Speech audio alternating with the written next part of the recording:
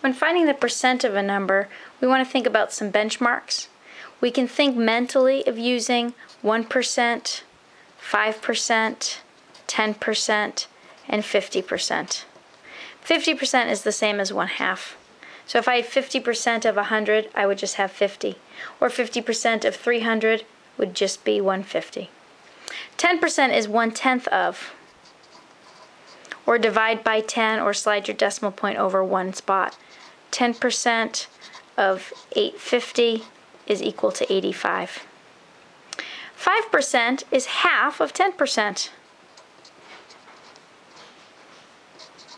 So if I found 10% first, if I wanted 5% of 850, I would take 85, cut it in half, which would be 42.5. Would be 5%. 1% is 1/100th of something, or move the decimal point over two spots. So 1% of 850 is equal to 8.5. I can then use these percents to find other parts. So for example, if I wanted to find 17% of 850, I could add together 10% plus 5% plus 1% plus 1%.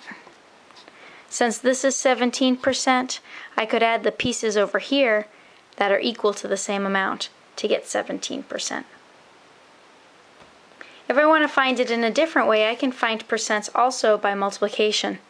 17% of 200 is the same as 0.17, make it a decimal, of always means to multiply 200, and I'd get 34. In this problem, it's easier to think mentally. 17 for 100 means 34 for 200. I can also use a proportion.